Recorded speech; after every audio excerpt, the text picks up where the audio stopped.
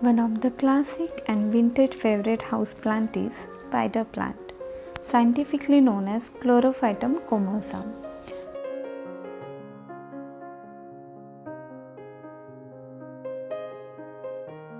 The spider plant is one of the most common and well-known houseplants in the world and my all-time favorite plant because they are very easy to grow and maintain even for beginners, plus non-toxic and safe for kids and pets.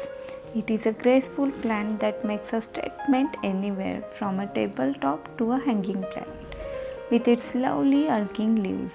The spider plant is also known for its tremendous air purifying qualities, making it a healthy addition to your home as well. There are mainly two types of spider plant. One is pure green without variegation, which is commonly known as Chlorophytum comosum. It can be a much healthier plant because it produces much more chlorophyll than variegated one. And the second most famous is variegated type, which is commonly known as Chlorophytum comosum variegatum, featuring a white strip on leaves. This is a very common variety sold at nurseries.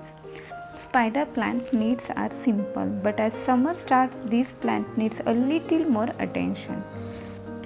Spider plants do best with good amount of indirect light. I have grown them just about everywhere in my home, from the corner in the living room that doesn't get much light to a window that gets lot of bright indirect light through a sheer curtain. Spider plant will tolerate lower light conditions, however, they prefer bright indirect light where they will flourish.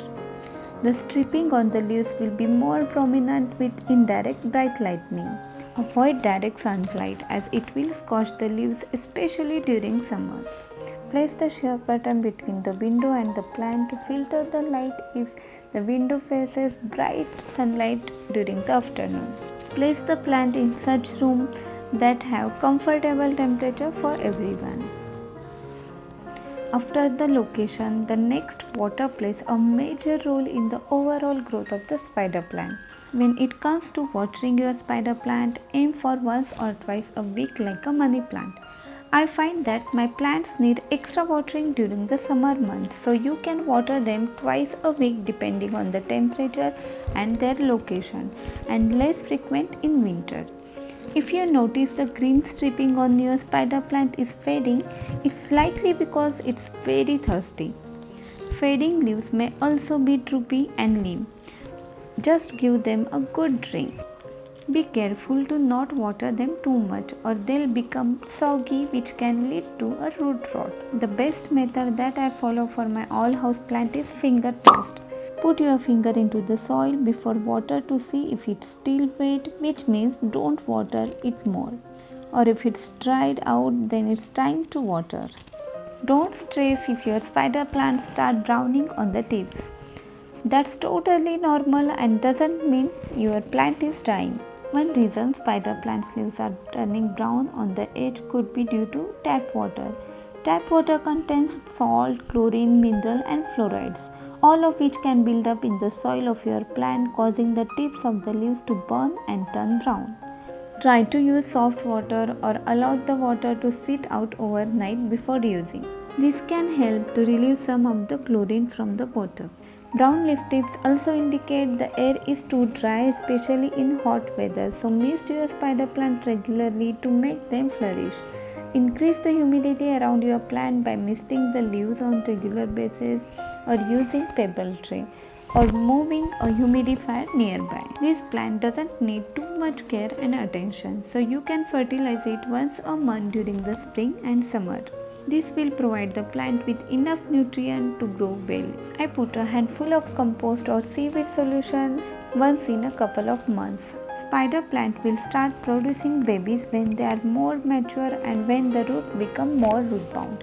You don't need to report a spider plant if it's not growing babies yet because the roots are likely not root bound enough.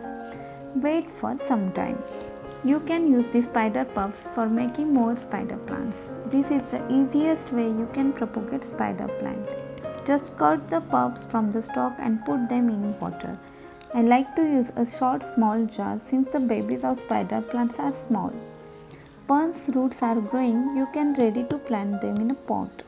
Put the babies along with soil in small pot, give it some water and you are good to go. Alternatively, you can propagate spider plant by dividing the mature plant. Although it is a fast growing plant, spider plants do not need yearly repotting as most of their growing energy is directed towards producing plantlets, that is spider pups. Surprisingly, they do well when they are root bounded in a small pot. Repot in spring if the root ball protrudes above the rim of the pot. For the best result, repot them into a pot size that is 2 inches larger than the current pot. From my experience, I would suggest regular trimming of the old yellow dry leaves. Keep the spider plant at manageable size, which is best for overall its health. The best thing that I like about spider plant, it is fastest growing plant and easiest to propagate. You can use any type of container for growing them. You will find them in every room of my home. Display spider plants in hanging baskets to brighten up the home and add greenery around the windows.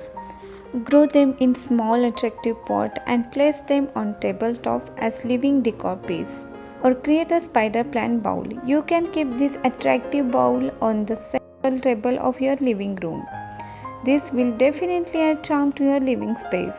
For more spider plant bowl details, you can check out my video Home Decoration Ideas with Indoor Plants that I shared with you a few months before. I hope this spider plant care video helpful and inspires you to get this pretty handy house plant.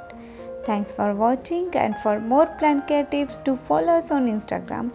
My Instagram handle is gardenmice14. See you soon. Till then, happy gardening.